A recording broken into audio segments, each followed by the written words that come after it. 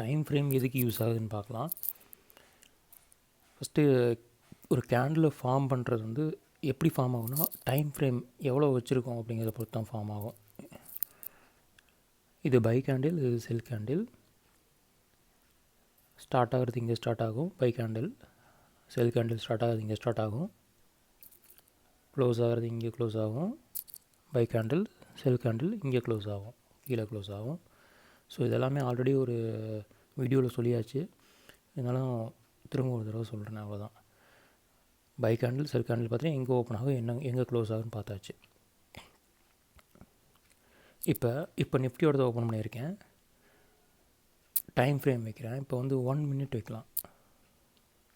1 minute வச்சிங்க அப்படின்னா ஒரு சார்ட்டு காட்டும். இப்போ கடைசியாக முடிஞ்சிருக்க முன்னாடி கேண்டில் பார்க்கலாம். இந்த கேண்டில் வந்து ரெட் கேண்டில், இது ஓப்பன் ஆகி க்ளோஸ் ஆகிருக்கு. அது எவ்வளோ நேரத்தில் அப்படின்னு பார்த்திங்கன்னா 1 மினிட்டுக்கு உண்டான கேண்டில். ஒரு நிமிஷத்தில் எவ்வளோ மூமெண்ட் இருக்கோ அந்த மூமெண்ட்டை காட்டுற கேண்டில் தான் அது. இப்போ இந்த க்ரீன் கேண்டில் பாருங்கள், ஸ்டார்ட் ஆகிருக்கு, மேலே போயிருக்கு, மேலே போய் க்ளோஸ் ஆகி அடுத்த கேண்டில் ஓப்பன் ஆகிருக்கு.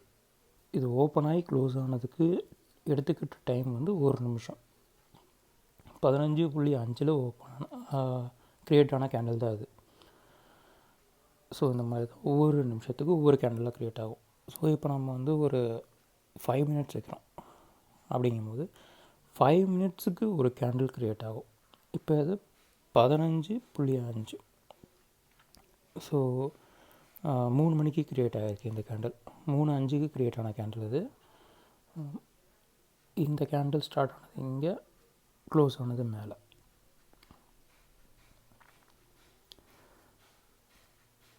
இந்த கேண்டில் பக்கத்து கேண்டில், இப்போ இந்த கேண்டில் மேலே போய் க்ளோஸ் ஆகிட்டு மேலேருந்து கீழே வந்திருக்கு, கீழே வந்து இங்கே க்ளோஸ் ஆகிருக்கு. ஸோ இந்த மாதிரி தான் ஒவ்வொரு கேண்டில் ஃபார்ம் ஆகும். 5 மினிட்ஸ். இப்போ நீங்கள் வந்து ஒரு 1 ஹவர் வைக்கலாம். 1 ஹவர் வச்சா 1 மணி நேரத்துக்கு ஒரு கேண்டில் க்ரியேட் ஆகும். 1 வீக் வச்சிங்க அப்படின்னா ஒரு வாரத்துக்கு ஒரு கேண்டில் அப்படிங்கிற விதத்தில் க்ரியேட் ஆகிருக்கும்.